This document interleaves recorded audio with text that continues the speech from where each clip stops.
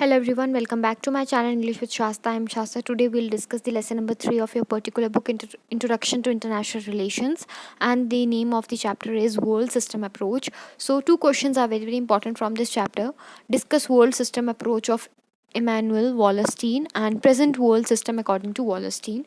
These two questions are very important. So starting with the first question, discuss world system approach of Immanuel Wallerstein. So world system approach जो है उसमें क्या होता है, बहुत important है, वो बहुत इंपॉर्टेंट अप्रोच है टू स्टडी कंपैरेटिव पॉलिटिक्स. ठीक है, हमें जो है वो वर्ल्ड सिस्टम अप्रोच से हमें पता लगता है जितने भी सोशल और हिस्टोरिकल चेंजेस आपके वर्ल्ड सिस्टम में, आपके वर्ल्ड में आ रहे हैं, उनके बारे में हमें जो है वो पता लगता है, उनके बारे में हमें ज्ञान प्राप्त होता है.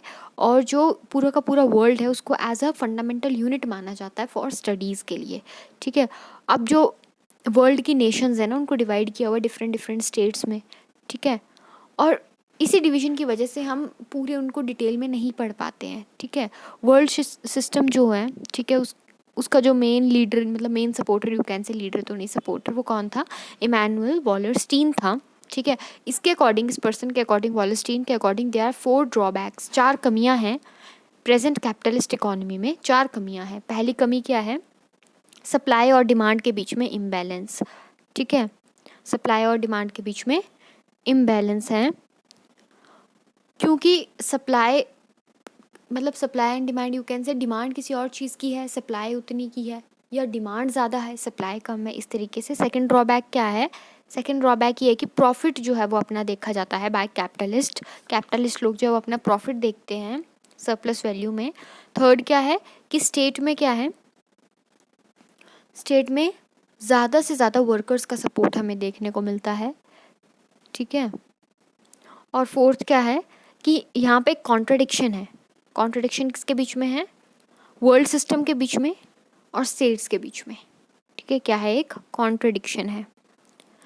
अब present world system according to Wallerstein, present world system क्या है? Present world system is rise in something between 1450 and 1670 के बीच में प्रेजेंट वर्ल्ड सिस्टम को माना जाता है.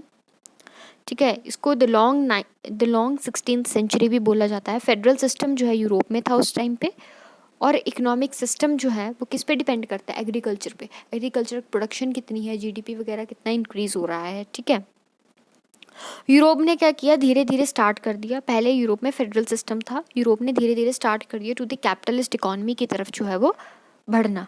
ठीक है, इसकी वजह से क्या हुआ कि प्रोडक्शन जो है उसको मार्केट में बेचा जाने लगा, लेकिन प्रोड्यूसर्स को जो है वो बिल्कुल सही अमाउंट नहीं मिलता था. जो वैल्यू जनरेट करते थे उनको बिल्कुल सही अमाउंट नहीं मिलता था. अमाउंट किसको मिल जाता था? कैपिटलिस्ट को, पूंजीवाद लोगों को अमाउंट जो है वो मिल जाता था. ठीक है, अब one of get benefits from this establish centre, England, Holland, France, इधर होता था ये सिस्टम. ठीक है, और ऐसा सिस्टम वहीं पे देखा जाता था. ठीक है, यूरोपियन कंट्रीज़ में.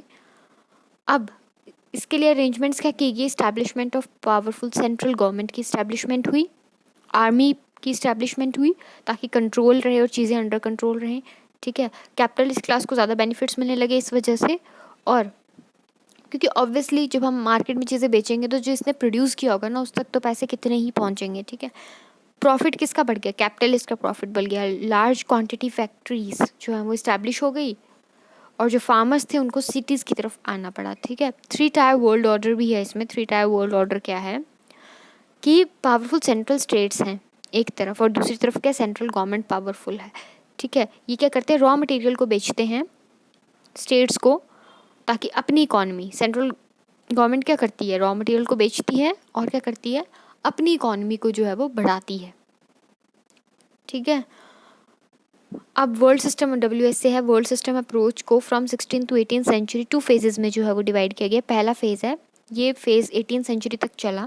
इसमें यूरोपियन कंट्रीज़ पावरफुल हो गई. ठीक है, पॉलिटिकल रूलर उनके इंक्रीज हो गए. सेकंड फेज़ क्या? इंडस्ट्रियलाइजेशन हुई ना. ठीक है, इंडस्ट्रीज़ वगैरह, फैक्ट्रीज वगैरह सेटअप होने लग पड़ी लार्ज स्केल पे. एग्रीकल्चर प्रोडक्शन जो है वो उसकी जगह कौन आ गया? अब इंडस्ट्रियलाइजेशन आ गया. इंडस्ट्रीज़ जो है वो काम करने लगी.